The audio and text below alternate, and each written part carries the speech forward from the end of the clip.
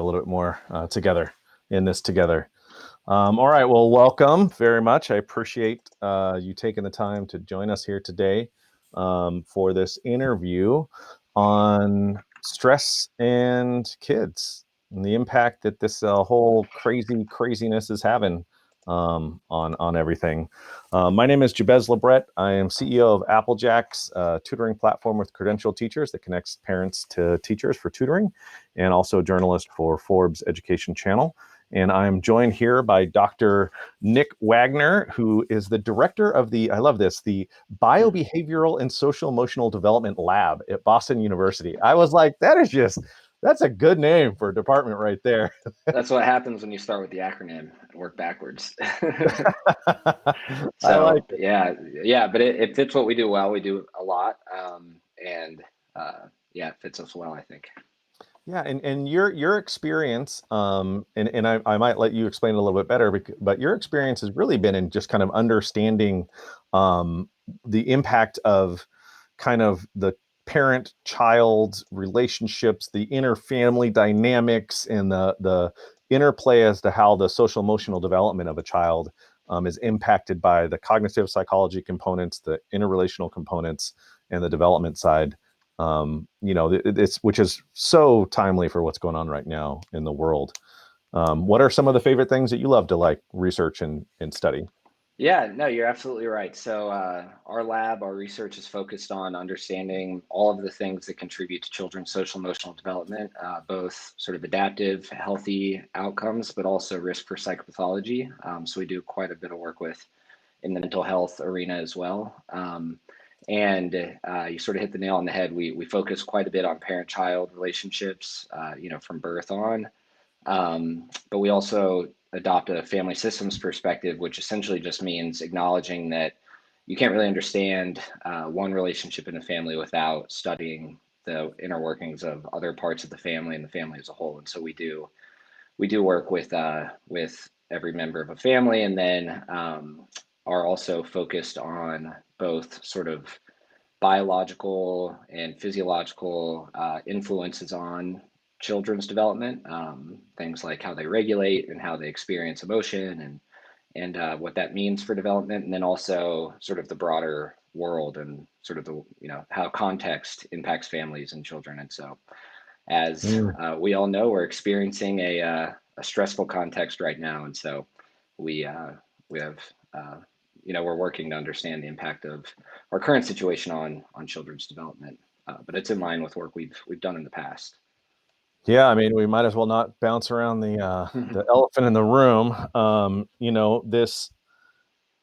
This pandemic, which I would say for us here in the U.S. really hit home in mid-March, is now 6 months in to the pandemic, plus 6 months plus.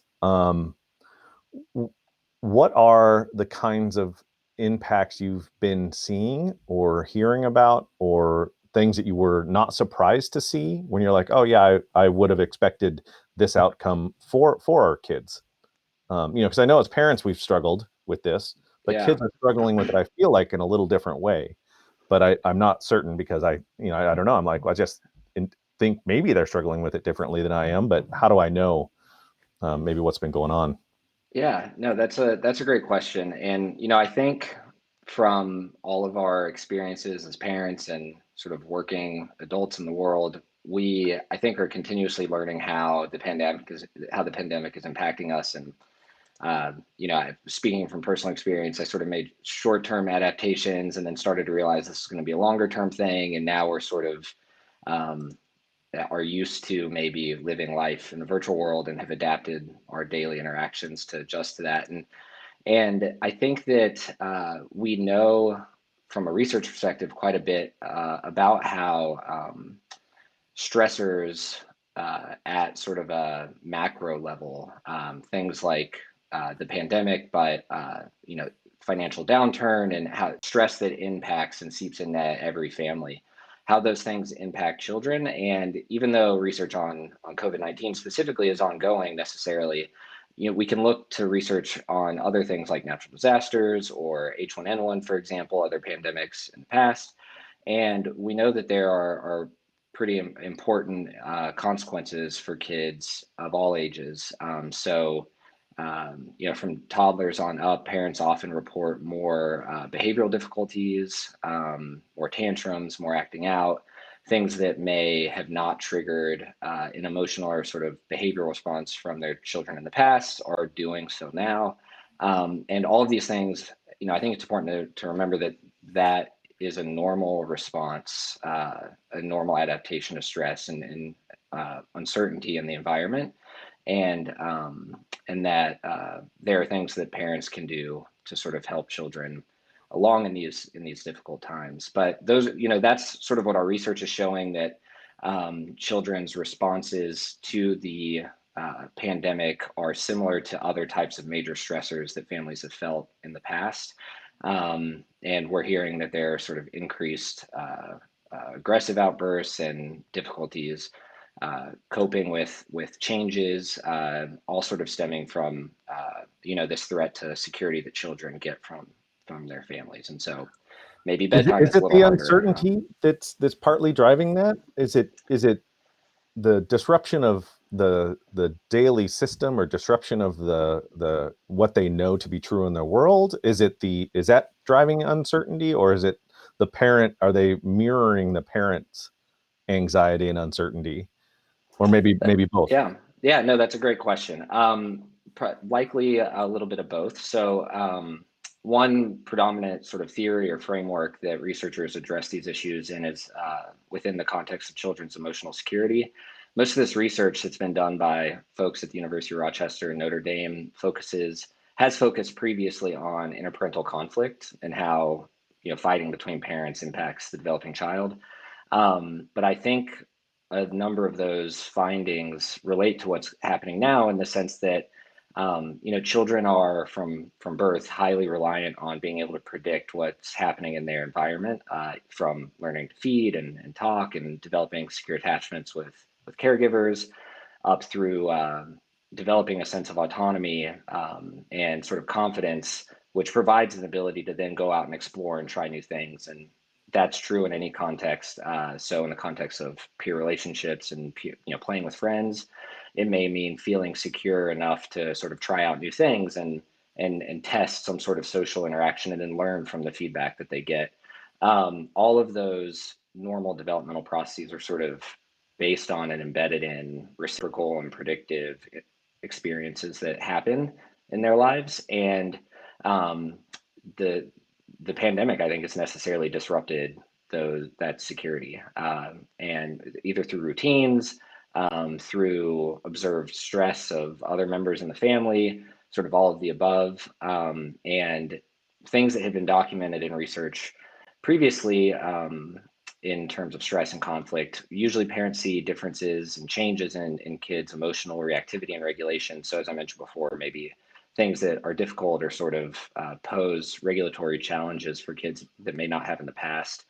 Um, Parents may also see, and I've sort of seen this in my own kids, why it sort of stands out, is either a response to stressors in the family that either result in sort of more avoidance or more engagement, and sort of taking on the onus of like trying to help parents deal with it and sort of like Mm, actively engaging in. So in the research on interparental conflict, kids as young as 2 or 3 have been shown to sort of try to step in and help the fighting parents come to and I think taking on that sort of responsibility is a natural reaction by children, in terms of it's an attempt to sort of get things back to normal, and repair that lost felt security.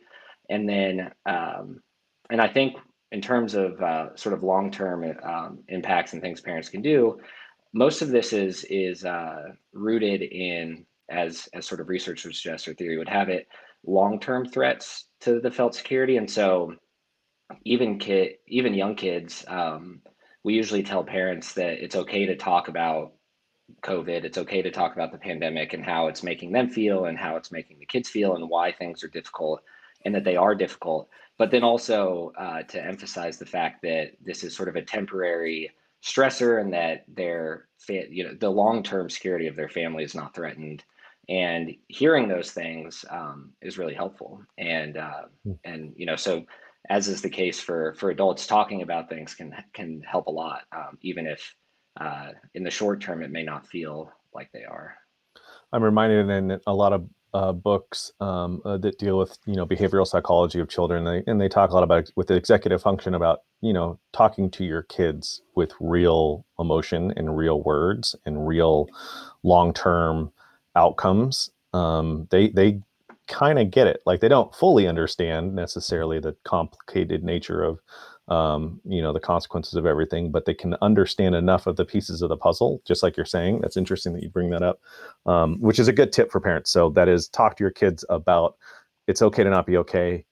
Here's how it's impacting me as an adult. I might put on a shiny face, but I'm not actually, I'm also stressed and hurting. And that it's not going to be forever. Our family's going to be okay and we're going to get through this. What are some other things that you've found are useful tips to share with parents on kind of how to handle this? We talked about outburst earlier, about Yeah. how, increase in outbursts and increase in anxiety with children and challenges there, children wanting to jump in and help out in different ways. What other things are working for parents? Yeah, no, absolutely. With regard to sort of talking about what's going on and how we're feeling, parents naturally scaffold these interactions with their kids all the time based on their age. And so no child is too young to talk about or hear about emotions. Obviously, the extent to which that conversation is bidirectional is going to depend on age, but it's important for even infants to hear emotion words and to know that they sort of differentiate. And over time, it contributes to the development of emotional intelligence and kids' ability to sort of be able to label how they feel and then to tie that feeling with something that happened in their environment. And then over time, through observing what their parents do and through experiencing how parents help them to regulate these emotions, they'll start to develop their own regulatory strategies, and things will get things will get easier and better. So I think that's an important one, as you've mentioned. The sort of having and intervening in sort of misbehavior is something that parents have always struggled with, pre-pandemic, for the history of time. And child misbehavior is normal, is a normative that every child misbehaves. Even the best kids in the world misbehave at some point in their parents' eyes, and it's just part of growing up. And I think one thing that we can do now that's always good practice, but particularly important given our increased stress levels, and is to try to pay attention to situations that may lead to sort of increased or um, sort of a spiraling, I guess, or sort of like a trigger, I guess, or sort of it seems like my kid is getting frustrated with this. I've sort of seen these signs before, increased breathing or like facial, like when your children are starting to lose it but haven't lost it yet, as it were, and attempting to sort of redirect or change their attention, shift their attention to something else as a way to sort of head off that struggle that may be coming down the pipe. Um, So you said and something interesting there is you said redirect, mhm. not interrupt. And I think Yeah, that and so sometimes yeah, we go to interrupt as in no, no, no, no, don't freak out, which trying to interrupt, as opposed to a redirection. And those are different things with different outcomes.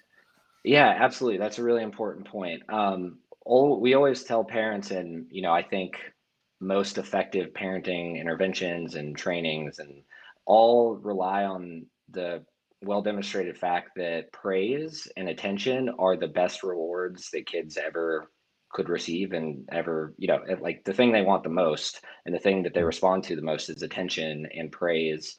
And so it may seem counterintuitive, but the easiest and best way, or the first sort of starting point to reduce behaviors you don't want to see, is to give lots of attention to the behaviors you do want to see.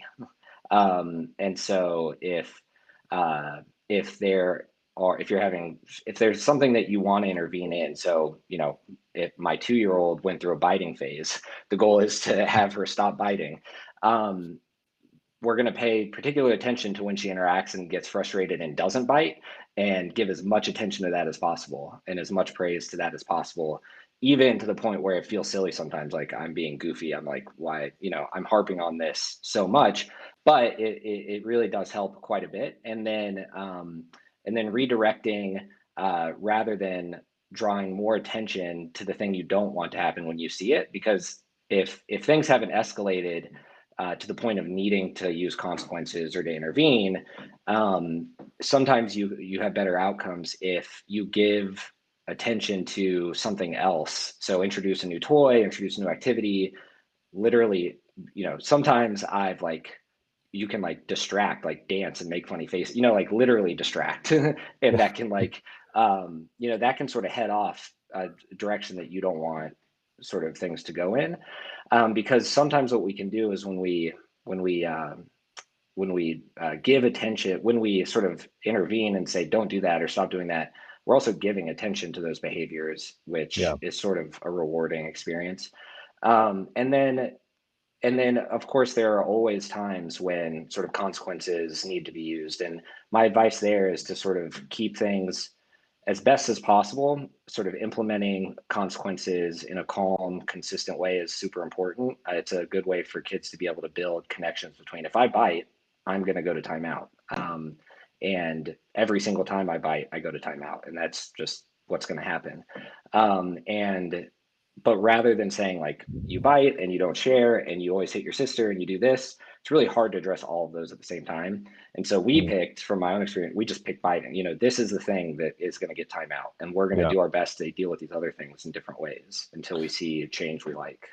Do you recommend co-timeout or individual timeout? Um, so in my experience, I think timeout should be structured and individual. The idea is that you're removing attention from the behavior and from the child. And starting timeout can be really hard, especially for older kids. What do you do if they say no and don't go? And sort of being consistent, even in the language you use. Like, here's the sentence I'm going to say over and over again: you bit your sister, it's time for timeout, or go to timeout, or come to the timeout chair. And just say it again and again and again until they go. Eventually they're going to go because they're going to get tired of you saying it. And then, after a couple minutes, then that's a good time to sort of talk about what happened and how it made the other person feel and how it made you feel and that sort of stuff. And then usually it is really important then to juxtapose that experience with the praise and the attention that they are going to really like. And so it's good practice to, after a consequence is given, to create a situation where they can do something good and get praise, as soon as possible after. So do you want to apologize to your sister, and they nod, and then, oh well, that's so nice, thank you so much for nodding, like you understand that you hurt feelings, and it's so nice of you to say that, and thank you so much, as a way to sort of feel a success again right after. And it works pretty well. Yeah. And So, question that I think will be useful here. I got to unlock the door. I hear somebody printing something, oh as yeah, we're yeah, all no, jockeying for space these days. I want to yeah, make sure.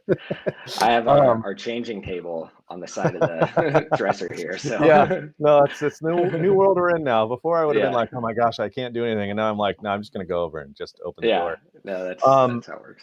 Something I think is very common, and I don't know that I've actually really ever asked anybody this question directly with regards. And I know this, we could do literally a whole hour on discipline, I'm sure.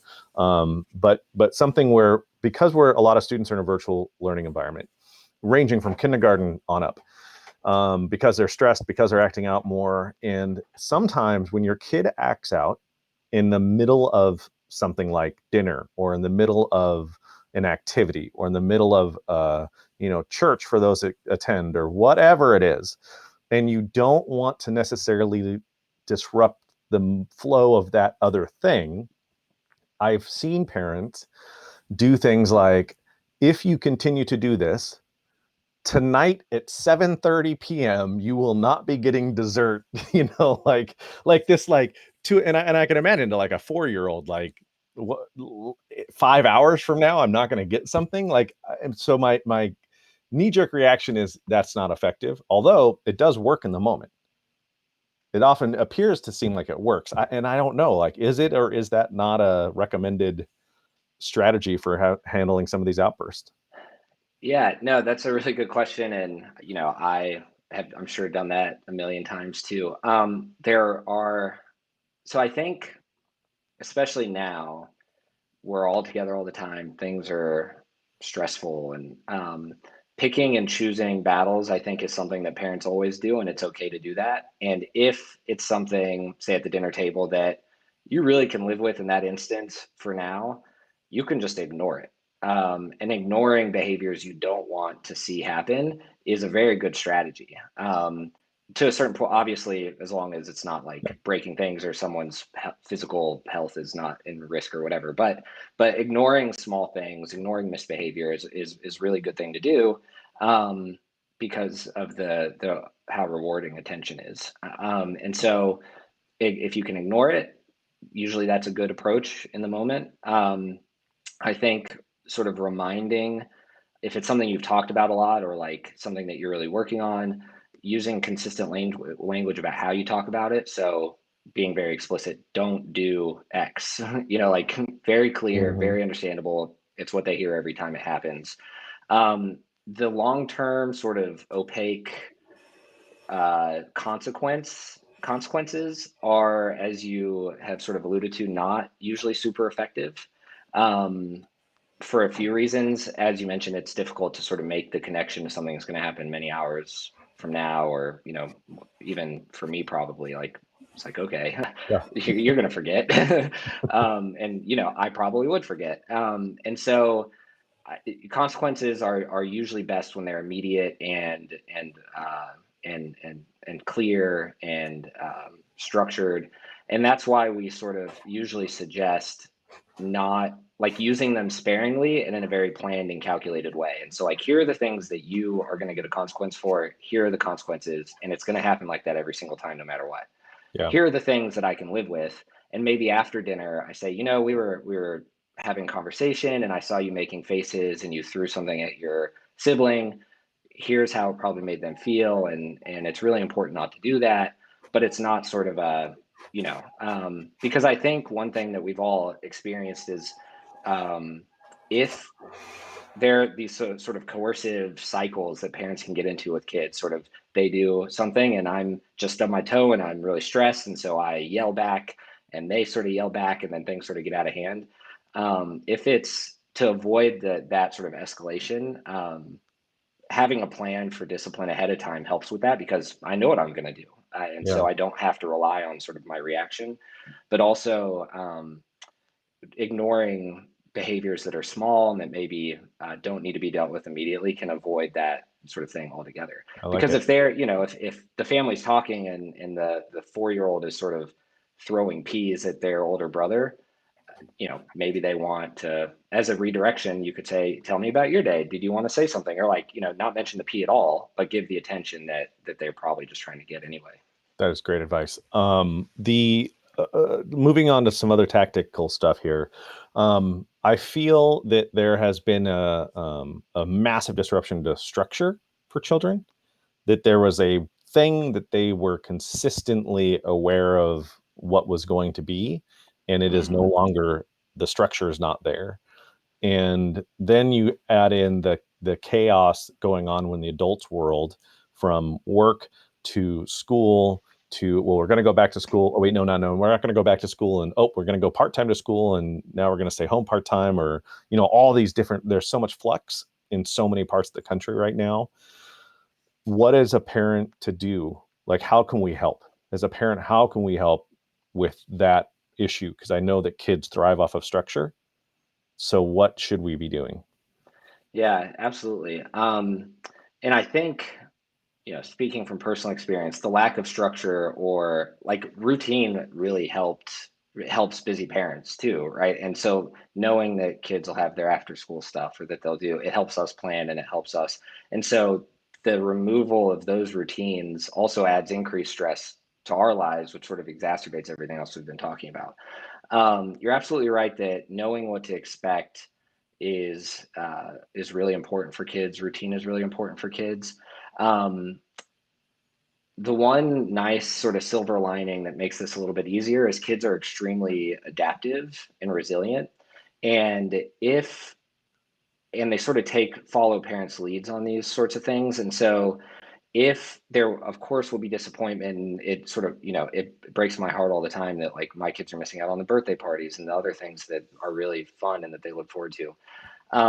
But conversations can be had about those, and sort of knowing why routines talk, we went back to sort of talking about having these conversations are important. But then on the flip side, creating new structures and routines, sort of controlling the things that you can control can be a good stand-in sometimes. And so, for example, a family may have never had a hard and firm bath time or a routine before bed, like we're going to pick 3 books together and read them at this time. But because other structures that we rely on are gone, maybe now's the time to put in a structure like that and put in a new calendar on the fridge or something else and say at 7:30 we do this, and then we do bath at 8, and then we pick out these books. And it could be the same things that a family did before, but now there's sort of this structure, something to look forward to, and it sort of fills in maybe a gap, like the sense of security thing. Maybe in practice, not much has changed, but the structure that kids have to sort of scaffold how they understand the things they're going to be doing um, can help. And it sort of that sense of security, that structure can help to make up for the things that are necessarily uncertain that we don't have any control over. And that, they're at school one week and they're not at school the next week. And that was the goalpost that we always use for everything else. Well, maybe we need a new goalpost. Maybe the new goalpost is you eat breakfast at this time, and then we talk about what you're excited to do today.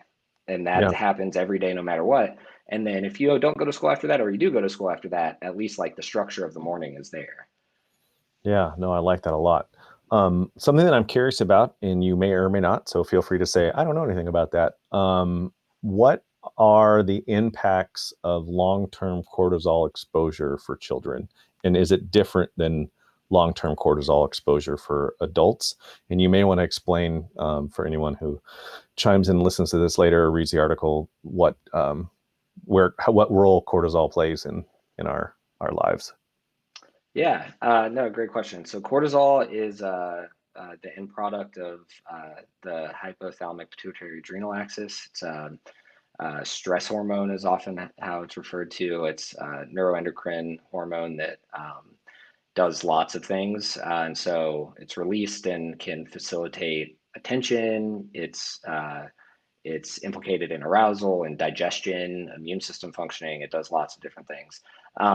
The way that it's most often studied in the context of child development and sort of stress experiences, it's a slower system to respond to stressors in the environment than some other systems. So the autonomic nervous system, for example, which the parasympathetic component of the autonomic system controls your heart rate. It also influences things like digestion and facial muscles and other things. But that system uh, interacts with and adapts to the environment almost instantaneously. And so, if something loud bangs or you're being chased by a lion or something, immediately your sympathetic and parasympathetic systems will sort of kick on and respond to help allocate resources immediately. The HPA axis, it responds and releases cortisol in response to stress, but it's usually delayed by about 20 or 40-ish minutes, depending.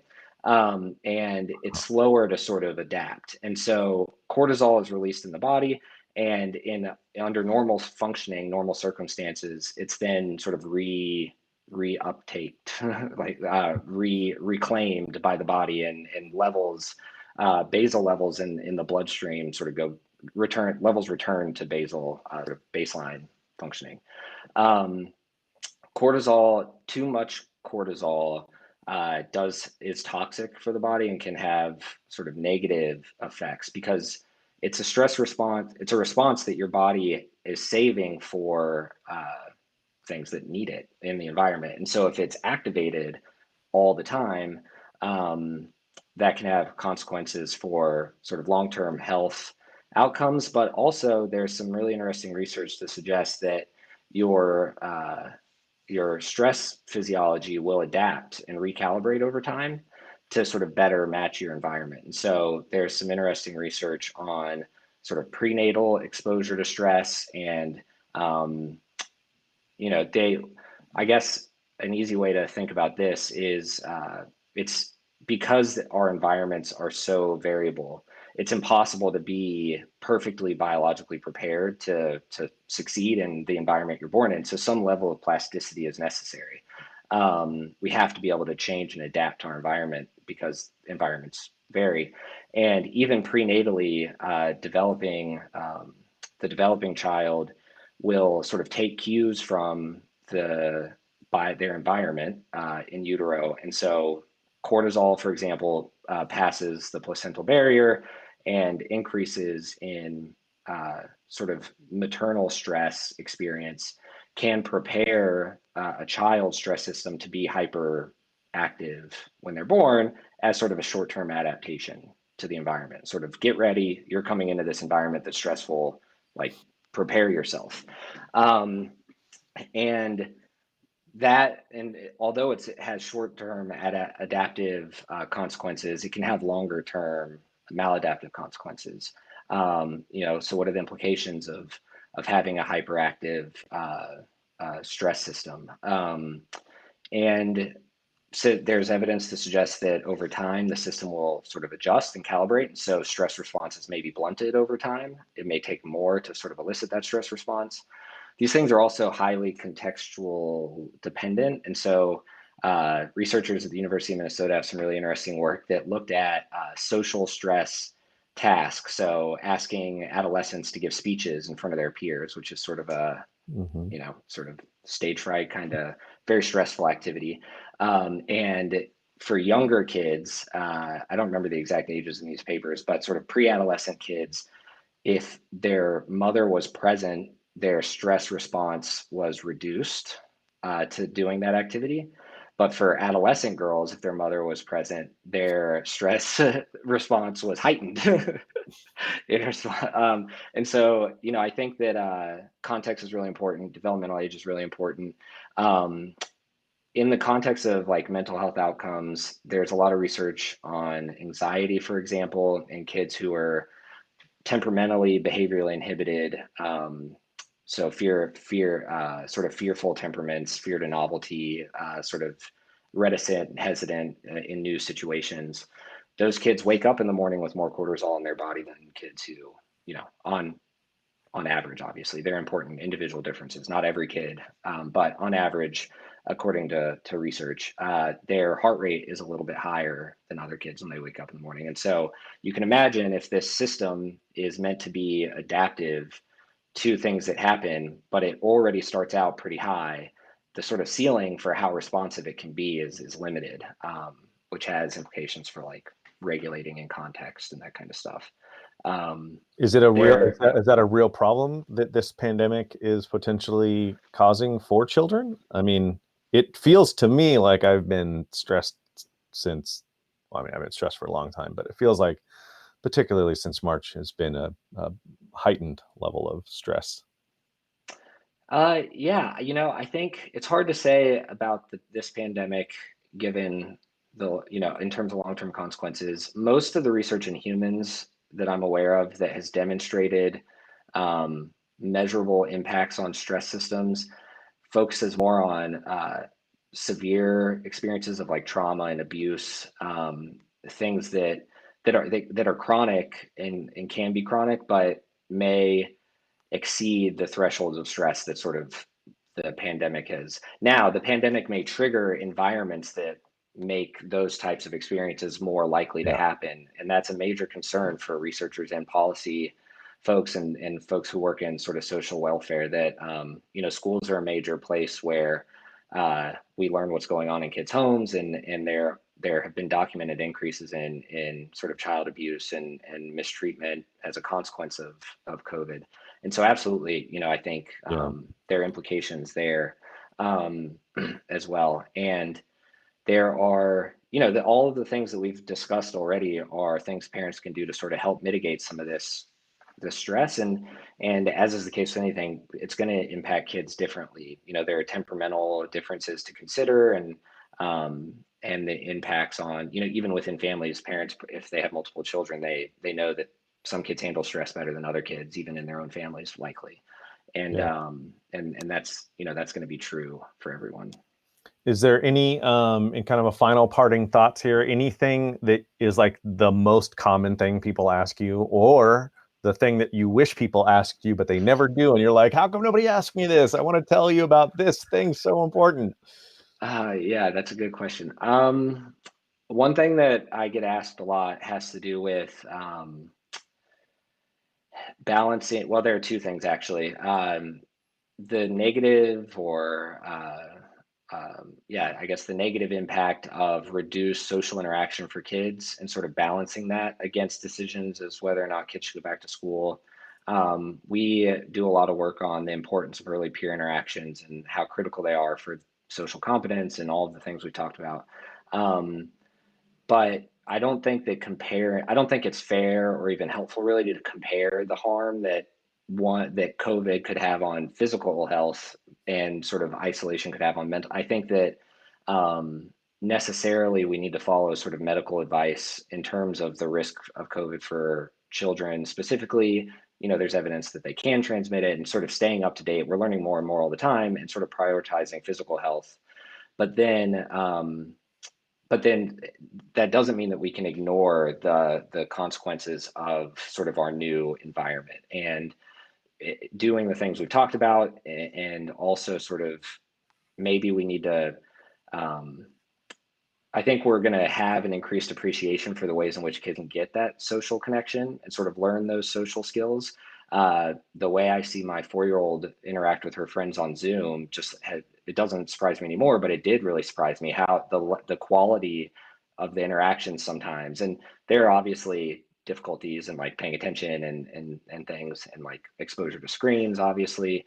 But they play together very often and can get into these sort of back and forth situations and pretend play that we know are really good for kids of that age. They can do it on the computer, which I was happy to see just sort of from my own personal experience. And so I think we are doing and can continue to be sort of creative in the ways that we give kids these experiences. And that doesn't mean that we have to ignore or take risks with our physical health. So I don't think it's a comparison parents should make. Um, and then I guess the other thing related to that is screens. And there was, I guess, and has been an ongoing debate about the screen time and are screens bad for kids. And I think that one important takeaway from all of that research is that it's not necessarily how much screen or the type of screen that's being used, but sort of how the experience, the process of using the screen. And so there's some really positive outcomes from doing games on an iPad together with a parent, and they help sort of fine motor development. And, there's research that supports those things. But then sort of passively turning on the television for 8 hours a day obviously has really negative impacts. And so I think how screens are used is important. And then just it's really tough, and I have problems doing this all the time. But it's okay to like we do need to realize that balancing work and kids and all this stuff right now is not normal, and it's okay that it doesn't feel normal and that we are struggling with it. And we should be struggling with it because it is hard, and that's okay. And I think parents can cut themselves some slack on that front. And if your kid watched 2 movies because you had meetings all day, it doesn't mean that they're doomed or that you're a bad parent. They're ruined for life. Yeah, you're not going to ruin them for life in the course of a day. 2 movies. Or even a moment right in time. I think you said earlier when you talked about resiliency and adaptation for children is really high, probably a lot higher than adults. And the lack of socialization that they normally would be getting in working on that executive function, that side of the fence on how to interact with another human being, may not be as good on Zoom, or FaceTime or whatever, but can be done there. And yes, school is a great place for that. However, if I'm hearing you right, it may not be worth the risk of the unknown long-term health impacts that we just don't know yet, and that we do know there can be some health impacts. So find other ways to make that socialization available, and then focus on other things. Like there's other parts of executive function to work on.